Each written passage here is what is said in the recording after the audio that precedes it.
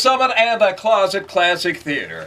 And Crow from Crow Music and Evil Woman Don't Play Your Games With Me on 90.7 WKTL, 91.3 WAPS. We cover Struthers and throughout the Mahoning Valley, and of course they're Akron, Canton, and even parts of Cleveland. We're focusing entirely on the 60s tonight in our Wayback Time Machine, and my special guest is TING MARKULIN from the famed band known as the Human Beings that did Youngstown so proud. I didn't ask you this, and I purposely waited till a little bit later in the show. Who were the Human Beings? Now, we know Dick Belly was on lead, and I got a story in itself when I ran into Dick at the old Tin Pan Alley a number of years ago, but who were the Human Beings, for those that don't know? Yeah, Dick Belly was the lead singer and lead guitar player. Mel Pachuta was the bass player, and Mike Tapman was the second drummer. Gary Coates was our first drummer when we first changed over from the Premiers. He had to go to the service. So we got Mike Tapman to replace him, and me.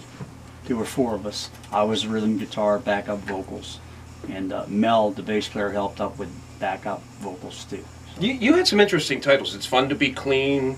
Was it Sueno? Okay. Sueno. Who come up with that stuff? I'm part Mexican. Okay, I see. Sueno. And it's Spanish for dreams. Okay. Okay, and what happened with that song was we just did Nobody But Me, and we were going to do a cover on the flip side. And the producer said, look, write a song. He said, doesn't matter what it is, you're going to get paid for the B side the same as the A side. He said, so why pay somebody else, writers stuff, you know, and all that you have to do when somebody else is the author of a song. Write a song, you'll get the money for it. So we went back that night to the hotel and wrote Sueño. I mean, Dick Belly came up with those exotic chords, and we were just sitting there, and I came up with The Breeze of the Beach, Swaying Trees. I was thinking, because I liked the water and the beach and everything, so that's kind of why that happened. And we took it in, and he said, okay, we'll do it. Interesting. I remember Mom and playing my old Kenner Close and Play. I don't know if you remember those little plastic record player boxes, but that's what I had for a while. My uncle had a 78 turntable, and Mom had an album, The Human Beings and the Mammals. And to this day, I don't know who the Mammals are. How the heck did you share an album cover with this group that no one knows about called the Mammals? Who were they? I don't know. We didn't even know the. Here's what happened. We did the 4 songs at Gateway that weren't supposed to be released because we paid for everything. It was just, we used their studio, okay?